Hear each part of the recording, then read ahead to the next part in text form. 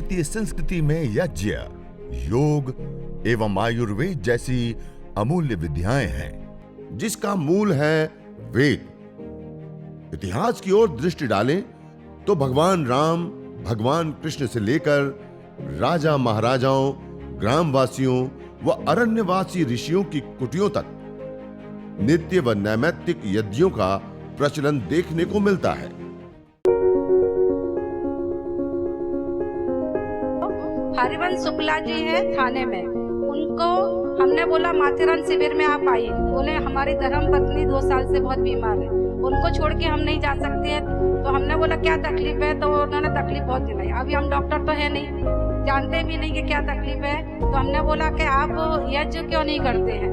बोलते नहीं आता हमको। तो हमने बोला हम आकर सिखाएं आपको, हम बताएं जितना हमको आता है। तो हम बताते हैं, सब सामान भी लाए। तो बोलते अच्छा लाए। तो वो उन्होंने बताया घर जाकर कि उनकी पत्नी को जो तकलीफ है मनके में, उनको D11 और D12 के बीच में उनको इन्फेक्शन हुआ है। और जब भी उन्होंने डॉक्टर को दिखाया तो डॉक्टर ने उनको बताया इस बीमारी को ठीक होने को 3 से 4 साल लगेंगे।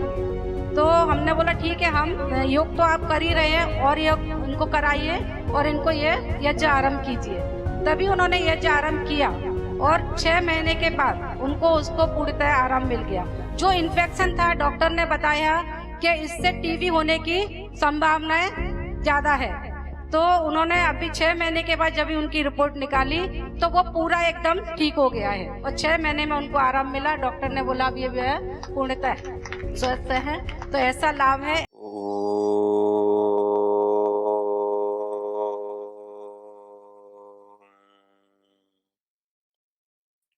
सर्वरक्षक परमपिता परमात्मा को याद करते हुए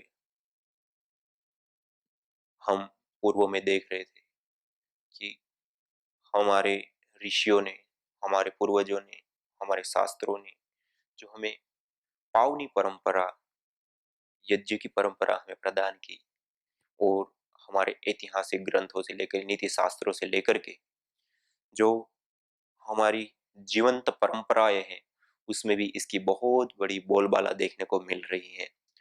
और इसमें आचार्य शंकराचार्य जी, स्वामी दयानंद सरस्वती जी और मीमांसा दर्शन आदि में जो दैनिक यज्ञ, पंच महायज्ञ जिसको कहा गया, और उसको दैनिक रूप से क्यों करना चाहिए, तो उसके लिए उन्होंने बताया चित्त शुद्ध्यार्थ, चित्त की शुद्धि के लिए।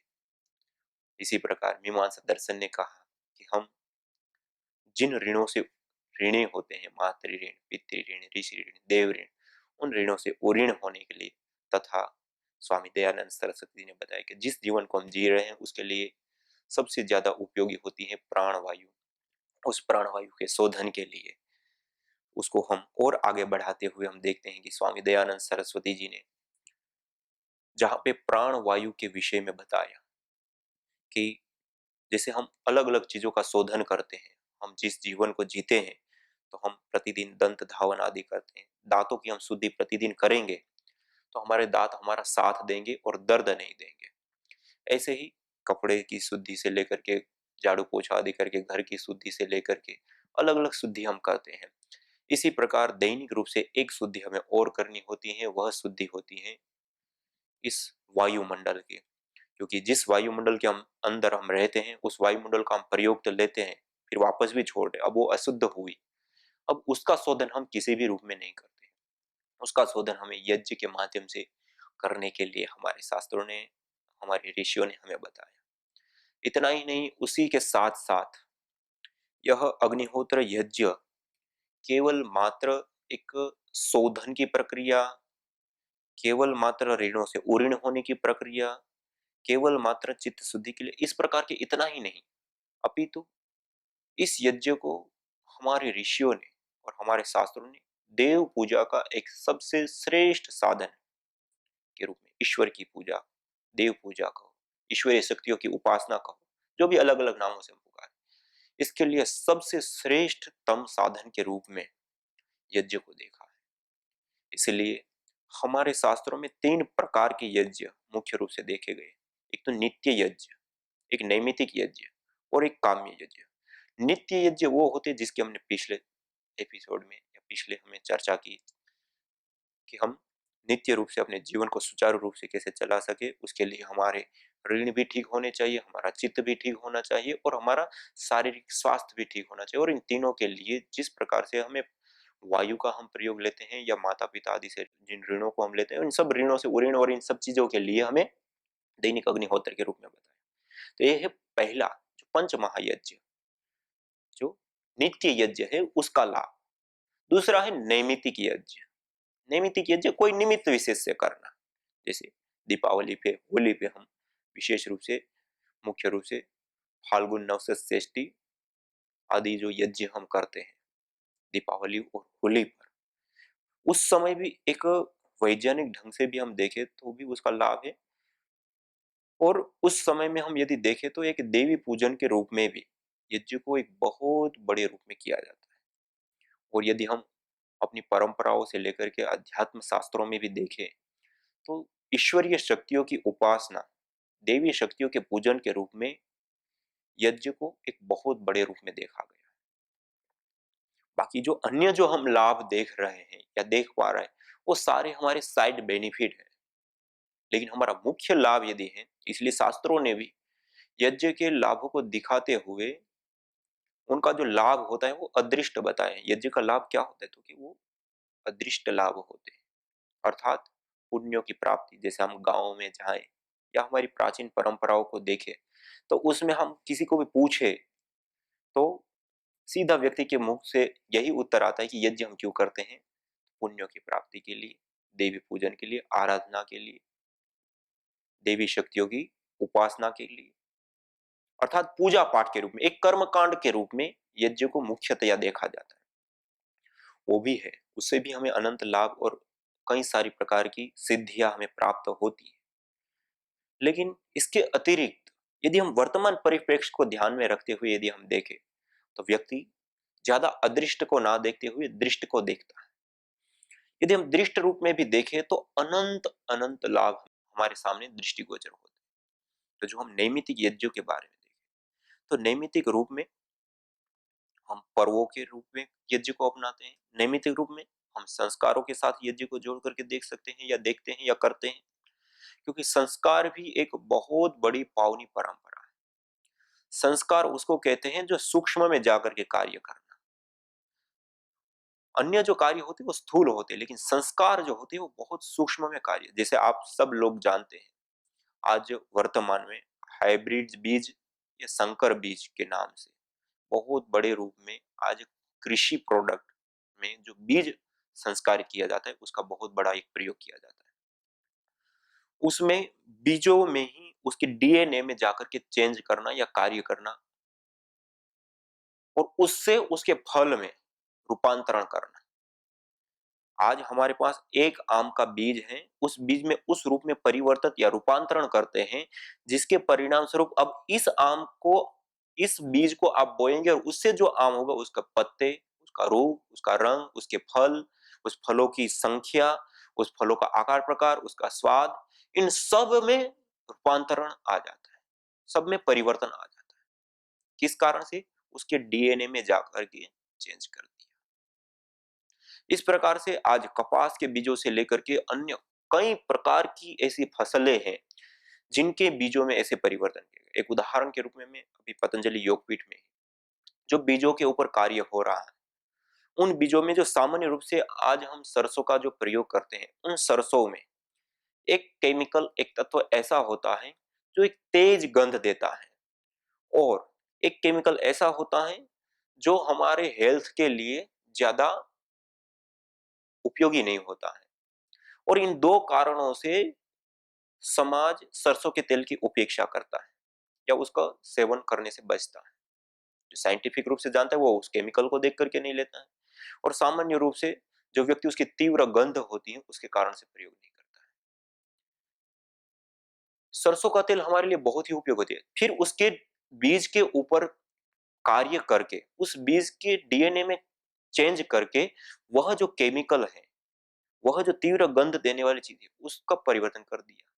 तो आज वह बीज उस रूप में आ गया कि जो हार्मफुल चीजें थी जिसके कारण से व्यक्ति नहीं अपना, वो दो चीजें हट गई और बाकी चीजें सेम के सेम अर्थात उस सरसों के तेल को खाने से हम सभी प्रकार के लाभों को उठा सकते हैं और जो हार्मफुल चीज है उसको हटा दिया, खाली किस आधार पे? उसके डीएनए में चेंज करने के आधार पे। ऐसे ही जब मनुष्य जीवन है, ये तो स्थूल चीजें हैं, बहुत मोटी चीजें हैं, ऐसे ही ये सारा मनुष्य के लिए विकास है। जैसे परम पूज्य श्रद्धेय स्वामी जी महाराज बार बार बताते हैं, मनुष्य के लिए विकास तो बहुत है, ये सारा मनुष्य के लिए विकास, लेकिन मनुष्य का विकास करना, ये पतंजलि योगपीठ का ध्येय परम पूज्य स्वामी जी बताते। तो मनुष्य का जो विकास है वह विकास होता है जैसे हम बीजों में रूपांतरण करते हैं, ऐसे ही जब एक माता पिता एक संतान की जब कल्पना करते हैं और उसकी उत्पत्ति के लिए जिन जिन कर्मों को करना होता है, उसमें से एक हमारे शास्त्रों ने कर्म बताए, गर्भधान संस्कार। ये ऐसे संस्कार होते हैं, उन संस्कारों को करने से बीज रूप में ही पहले से चेंज किया जाता है, और यज्ञ एक ऐसी महाशक्ति है जो सूक्ष्म में जाकर के कार्य करने का कार्य करती है। इसलिए 16 के 16 संस्कारों में अनिवार्य रूप से यज्ञ जुड़ा हुआ है, और विशेष करके जो गर्भाधान संस्कार होता है उस संस्कार में विशेष रूप से भूमिका निभाता है यज्ञ। जब हम यज्ञ करते हैं तो उससे जो पवित्रता, जो शुद्धि, जो उसके डीएनए में चेंज करने का कार्य है वो कार्य संपन्न होता है। जैसे बीज में थोड़ा सा अंतर करने पर उसके फलों में, पत्तों में, फूलों में और सब जगह पे अंतर मिलता है, ऐसे ही मनुष्य में भी उसकी उत्पत्ति से पहले बीज रूप में ही जब परिवर्तन करना है तो वो हमारे ऋषिगण, हमारे पूर्वजगण यज्ञ के माध्यम से, संस्कारों के माध्यम से किया करते थे, और उसके माध्यम से वह जो पैदा होने वाली जो संतान है उत्तम संस्कारों से युक्त होती थी। कहने का अभिप्राय है कि यज्ञ सूक्ष्म में जाकर के कार्य करता है, उनके बीज रूप में जो सूक्ष्म संस्कार है उसमें कार्य करने का कार्य यज्ञ के माध्यम से होता था। इसलिए जो नैमित्तिक यज्ञ है वो भी एक बहुत बड़े विज्ञान से भरे पूरे हुए, तो वो हम पर्वों के रूप में भी करते हैं, वह हम संस्कारों के रूप में भी करते हैं, और जो पर्वों में भी करते हैं तो पर्वों में जब यज्ञ किए जाते हैं तो उस समय विशेष प्रकार के हविष्य द्रव्यों से यज्ञ किया जाता है। इसलिए उन यज्ञ को भेषज यज्ञ भी कहे गए हैं हमारे शास्त्रों में। और जो रोग आने वाले हैं उन रोगों का पहले से ही निवारण किया जाता है इसके माध्यम से। जब होली और दीपावली या अन्य ऐसे जो पर्व होते हैं उस समय बड़े रूप में यज्ञ, होली भी क्या है, एक रूप का यज्ञ है कि उसमें हम बहुत सारी प्रकार की आहुतियां और बहुत सारी प्रकार की विधि विधान अनुसार वो किया जाता है, ना कि कोई भी किसी भी प्रकार के लकड़ आदि फूंक देने को ही होली कहते हैं। वो एक आज रूप भी बदल चुका है। वास्तव में यदि उसके मूल में जाएं तो आज से हजारों वर्ष पूर्व की यदि हम परंपरा देखें तो विभिन्न प्रकार के उत्तम द्रव्यों से यज्ञ किया जाता है, और उस समय उस वायुमंडल के अंदर जो रूपांतरण, जो परिवर्तन आते हैं, उन रोगों से बचने के लिए, अर्थात अनागत रोग या अनागत दुखों से बचने के लिए यह यज्ञ भेषज यज्ञ वा एते प्रयुज्यन्ते ऋतु संधिषु, ऋतु संधियों में ये विशेष प्रकार के यज्ञों का विधान था और उसको किया जाता है, और उसको उस समय यदि हम करते तो उससे आगे आने वाला जो समय है, जो ऋतु परिवर्तन का समय है, उस समय होने वाले जो रोग होते हैं उन रोगों से हमारा बचाव होता है। और आज वर्तमान में भी हमने भी प्रत्यक्ष रूप में कई सारे लोगों को देखा है कि जिन परिवारों में यज्ञ, अग्निहोत्र आदि होता है, जैसे अभी वर्तमान में वर्षा ऋतु चल रही है, वर्षा ऋतु में विशेष करके सूर्य की धूप धरती पर कम आती है। इसी प्रकार से जब हम घर में रहते हैं तो घर में भी आज जिस प्रकार से शहरीकरण हो रहा है, उसके जो घर बन रहे हैं उसमें सूर्य की धूप बहुत कम मात्रा में आती है सामान्य ऋतुओं में भी। लेकिन वर्षा ऋतु में बाहर भी धूप का अभाव हो जाता है, 10 दिन, 15-15 दिन बादल छाए रहते हैं, और उसके कारण सूर्य की धूप, सूर्य की किरणें धरती पर नहीं आ पाती, और धरती के ऊपर ना आ पाने के कारण जो यहाँ का जो सरफेस वायुमंडल है या सरफेस पर रहने वाले जो बैक्टीरिया, वायरस, वो बहुत बड़ी मात्रा में पनपते हैं। और दूसरा कारण उसका पनपने का यह भी है, एक तो धूप ना आना, और दूसरा कारण है सीलन, मॉइस्चर, पानी की मात्रा वायुमंडल के अंदर बढ़ जाती है। और बैक्टीरियाओं को पनपने के लिए, बढ़ने के लिए सबसे अनुकूल वायुमंडल होता है मॉइस्चर, पानी की मात्रा वाला, और वो वर्षा ऋतु में विशेष करके पाया जाता है। और दूसरा कारण हो जाता है कि सूर्य की धूप भी ना आना। इन दोनों कारणों को एकत्रित होने के कारण, और तीसरा ऋतु परिवर्तन, ये तीन चीजें एक साथ एकत्रित होती है, जिसके परिणाम स्वरूप अनेक प्रकार के रोग जो है इस वर्षा ऋतु में पनपते हैं और बड़े होते हैं। आज बड़े बड़े शहरों में महामारी के रूप में सर्दी जुकाम बुखार डेंगू मलेरिया आदि फैलते हैं। आज कई सारे ऐसे शहर हैं जो अभी वर्तमान में डेंगू और चिकनगुनिया के सबसे बड़े प्रहार में आ चुके हैं। और उन्हीं शहरों में रहने वाले लोग जो अग्निहोत्र यज्ञ प्रतिदिन करते हैं, उन घरों में बुखार सर्दी जुकाम डेंगू आदि रोगों से वो ग्रस्त नहीं हुए। आज आज प्रत्यक्ष की मैं बात कर रहा हूं। जो परिवार हमारे साथ जुड़े हुए हैं, उनके आसपास में जो लोग रह रहे हैं, कोई घर ऐसा बाकी नहीं है जहां पे सर्दी जुकाम बुखार डेंगू या चिकनगुनिया घर में ना आया। लेकिन जिस घर में वो अग्निहोत्र कर रहे हैं, वो आज भी बचे हुए हैं, उनके परिवार में नहीं है। और ऐसे ऐसे परिवार भी हैं जो 15-15 20-20 25-25 सालों से यज्ञ अग्निहोत्र कर रहे हैं, और उनका 20-25 साल का मेडिकल खर्च 2000-5000 से भी अधिक नहीं है। 5-5 7-7 परिवार होने। एक डॉक्टर नवनीत जी है जो 25 साल से भी अधिक समय हो गए जो अग्निहोत्र करे, अभी तक का मेडिकल खर्च उसके घर का 1 रुपया भी नहीं है। आप आश्चर्य कर सकते हैं कि कितनी बड़ी उपलब्धि है स्वास्थ्य की। निरोगी काया पहला सुख हमारे शास्त्रों ने कहा है। तो हम बीमार हो दुख उठाए कष्ट उठाए, उसके बाद पैसा का खर्च करके वो पैसों को हम डॉक्टरों को और दवाओं में खर्च करें, उसकी अपेक्षा उसी पैसों से हम पहले से ही देव पूजा कर ले, यज्ञ कर ले, अग्निहोत्र कर ले, उसका 1/4 खर्च भी नहीं लगेगा घृत और जड़ी बूटियों का खर्च में, जो यज्ञ हम करें तो। और उसको हम नहीं करते हैं, उसके कारण अनेक प्रकार के दुख। लोग कहते टाइम नहीं, बीमार हो जाते 10 दिन 15 दिन महीने महीने भर खाट पे पड़े रहते हैं, दुख भी उठा रहे हैं, परिवार के अन्य लोगों का भी टाइम ले रहे हैं। उस समय टाइम कहाँ गया? यदि प्रतिदिन आप सुबह और सायंकाल 10 मिनट अपने घर में अग्निहोत्र यज्ञ कर लेते, तो इन सारी चीजों से आप स्वाभाविक रूप से बच जाते हैं। ये जो साथ में ये टाइम तो आपका जा ही जा रहा है, लेकिन उसके साथ साथ जो दुख कष्ट बाधा पीड़ा उठा रहे हैं, उस पीड़ा को भी आपको ना उठाना पड़ता है। और खर्च भी आपको इधर नहीं तो इधर जा रहा है, उसका 1/4 भी खर्च यदि आप यज्ञ करते ना होते और बीमार हो जाते तो लाखों रुपए व्यक्ति के खर्च हो जाते, हजारों रुपए पानी के पार उतर जाते हैं दवाइयों के नाम पे। तो इन सब चीजों से हमारा बचाव होता है। और मैं अभी इसलिए बताना चाह रहा हूं कि अभी वर्तमान में वर्षा ऋतु चल रही है, और इस वर्षा ऋतु के कारण बहुत बड़ी मात्रा में बैक्टीरिया वायरस या फंगस जन्य जो बीमारियां होती हैं वो पनपती है और बढ़ती है और फैलती है। आज हम हॉस्पिटलों में देखें तो सबसे ज्यादा इसी रोगों से भरे हुए हॉस्पिटल हमें दिखाई देते हैं, और इसका सटीक और सीधा सीधा कोई समाधान है तो वह अग्निहोत्र है। जब हम यज्ञ करते हवन करते अग्निहोत्र करते हैं, तो उसमें जिन जड़ी बूटियों की हम हवि देते हैं या जिस घृत की आदि की हम हवि देते हैं, वो कन्वर्ट होकर के गैस फॉर्म में रूपांतरित होता है। उसमें एथिलीन ऑक्साइड प्रोपिलीन ऑक्साइड से लेकर के अलग अलग कई सारी गैसें होती है। वह गैसें कीटाणु रोधक होती है, बैक्टीरिया वायरस फंगस आदि को रोधक भी होती है और नाशी भी होती है। कुछ जड़ी बूटी आदि ऐसी होती है जो नाश भी करती है, कुछ जड़ी बूटी ऐसी होती है जो उसका रोधन करती है, उसको रोकती है। तो वर्तमान की जो सबसे बड़ी समस्या है वह है बैक्टीरिया वायरस और फंगस जन्य बीमारियां। उसके कारण से आज पूरी दुनिया में 2 करोड़ से भी अधिक लोग मौत के मुंह में समा जाते हैं।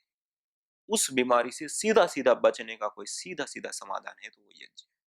इसी प्रकार केमिकल प्रदूषण, इसको हम वायु प्रदूषण कहते हैं, उस वायु प्रदूषण से जी आज पूरी दुनिया में 70 लाख से अधिक लोग मौत के घाट उतर जाते हैं। आज छोटी मोटी कोई आपदा आ जाए, कहीं बाढ़ आ गई, कोई भूकंप आ गया, कोई दूसरा ऐसी घटना घट गई जहाँ 25-50 100 500 1000 5000 लोग मर जाते हैं, तो हाहाकार मच जाती है, राहत कोष चालू हो जाते हैं, सारी संस्थाएं उसमें मदद करने के लिए आगे पहुंच जाती है। लेकिन कितने लोगों की मृत्यु हुई? 20 25 50 हजार? उतने भी नहीं, 5000 7000 10,000। मीडिया से लेके सब जगह पे हाहाकार मच जाती है। लेकिन आप देखिए जिस श्वास को हम ले रहे, जिस वायु को हम ले रहे, उस वायु के अंदर आज जिस प्रकार से अंधाधुंध रूप से हमने केमिकल घोल दिए हैं, अंधाधुंध रूप से हमने अलग अलग फॉसल फ्यूल्स या मृत ईंधनों का हमने प्रयोग करके ये वायु प्रदूषण किया, उसके कारण 5,000 10,000 नहीं, 50,000 नहीं, 1 लाख नहीं, 70 लाख से अधिक लोग मौत के घाट उतर जाते हैं। 70 लाख से बहुत बड़ी संख्या होती है, बहुत बड़ा आंकड़ा होता है। मनुष्य ही नहीं, मनुष्येतर अन्य जो पशु पक्षी प्राणी गण है वो भी बहुत बड़ी मात्रा में इसकी चपेट में आ जा रहे हैं, बहुत बड़ी मात्रा में मर रहे हैं। और अभी की जो रिसर्च सामने आई है उन रिसर्चों के आधार पे 2030 तक में आज जिस प्रकार से प्रदूषण हो रहा है, यदि ऐसा ही सिलसिला चला तो 2030 तक में अन्य जो पेड़ पौधे पशु पक्षी आदि की जो प्रजातियां हैं वो 30% से अधिक विलुप्त हो जाएगी। 30 प्रजातियां नहीं, 30%। आज हम एक डायनासोर आदि को देखते हैं, उसकी पिक्चरें बनाते हैं, सीरियलें बनाते हैं, उसकी कहानियां सुनते रहते हैं। जैसे 1, 2, 5 नहीं, 30% प्रजातियां विलुप्त हो जाएगी। ये कोई छोटा आंकड़ा नहीं, बहुत बड़ा आंकड़ा होता है। तो एक रूप से हम देखें तो हम एक विकास की दौड़ में अंधे होकर के हम विनाश की ओर जा रहे हैं। ये हमारा विकास नहीं, हमारा विनाश है। इसलिए इस विकास को हमें सोचना और समझना चाहिए और हमारी विकास की जो दिशाएं होती हैं उसको हमें तय करना चाहिए। और हम जिस जीवन को जी रहे हैं उस जीवन में से हम जितना भी हो सके उतना कम से कम पहले तो प्रदूषण को हम फैलाएं। और अब जो फैल चुका है, जो हो चुका है, उसके लिए मॉडर्न साइंस के पास कोई समाधान नहीं है कि जो हो चुका है उस प्रदूषण का वो समाधान कर सके। लेकिन हमारे वैदिक साइंस में, हमारे ऋषियों ने, हमारे शास्त्रों ने हमें पहले से ही बताया, यज्ञ, हवन, अग्निहोत्र एक ऐसा साधन है जिस यज्ञ को करने से हम केमिकल प्रदूषण से बच सकते हैं, हम वायु प्रदूषण जिसको कहते हैं उससे बच सकते हैं, हम माइक्रोबायोलॉजिकल प्रदूषण जिससे 2 करोड़ से अधिक लोग प्रतिवर्ष मौत के घाट उतर जाते हैं उससे हम बच सकते हैं। इसी प्रकार इतना ही नहीं, जो रेडिएशन का प्रदूषण है जिसके कारण आज बहुत बड़ी मात्रा में हानि हो रही है पूरे संसार की, उस रेडिएशन से भी हम बच सकते हैं। ऐसा कोई अचूक साधन है तो वह यज्ञ, हवन, अग्निहोत्र है। और ये साइंटिफिक रूप से भी सिद्ध हो चुका है कि हम यज्ञ करते हैं तो उससे रेडिएशन कम हो जाता है, हम यज्ञ करते हैं उसके माइक्रोबायोलॉजिकल प्रदूषण खत्म होता है, हम यज्ञ करते हैं तो उससे केमिकल प्रदूषण खत्म होता है। और इन 3 प्रदूषणों के कारण आज पूरी दुनिया जूझ रही है, पूरी दुनिया के सामने कोई समाधान नहीं है मॉडर्न साइंस के अंदर, जिसका सीधा समाधान हमारे ऋषियों ने अग्निहोत्र यज्ञ बताया। और उसके माध्यम से हम इन सारी चीजों से मुक्ति या निजात पा सकते हैं। तो हम अपने घर में छोटा सा अग्निहोत्र बनाए, 10 मिनट 5 मिनट के लिए गायत्री, कोई विशेष आपको नहीं आता तो गायत्री मंत्र का उच्चारण करते हुए ही हम यज्ञ, हवन, अग्निहोत्र करें। उसमें गाय का घृत और जड़ी बूटियों का प्रयोग करते हुए हम इस यज्ञ को संपन्न कर सकते हैं। और इतना सा यज्ञ करके हम केमिकल प्रदूषण से बच सकते हैं, माइक्रोबायोलॉजिकल प्रदूषण से बच सकते हैं, हम रेडिएशन से बच सकते हैं और अपने स्वास्थ्य की रक्षा के साथ साथ हम आत्मनिर्भर बनते हुए हम इस प्रकृति और पुरुष दोनों का संतुलन अर्थात स्वास्थ्य हम कायम कर सकते हैं। अयम यज्ञो विश्वस्य भुवनस्य नाभिकः, यज्ञ पंचभूतात्मक, यह देह से लेकर के पंचभूतात्मक इस ब्रह्मांड में श्वास और संतुलन कायम करने का एक सबसे बड़ा कारगर उपाय है। तो आइए हम यज्ञ के साथ जुड़े। आज इतना ही, इसी के साथ ओम शांति।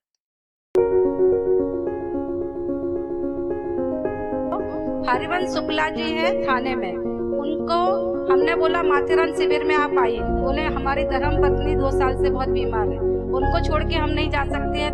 तो हमने बोला क्या तकलीफ है, तो उन्होंने तकलीफ बहुत दिलाई। अभी हम डॉक्टर तो है नहीं, जानते भी नहीं कि क्या तकलीफ है। तो हमने बोला कि आप यज्ञ क्यों नहीं करते हैं, बोलते नहीं आता हमको। तो हमने बोला हम आकर सिखाएं आपको, हम बताएं जितना हमको आता है। तो हम बताते हैं, सब सामान भी लाए तो बोलते अच्छा लाए।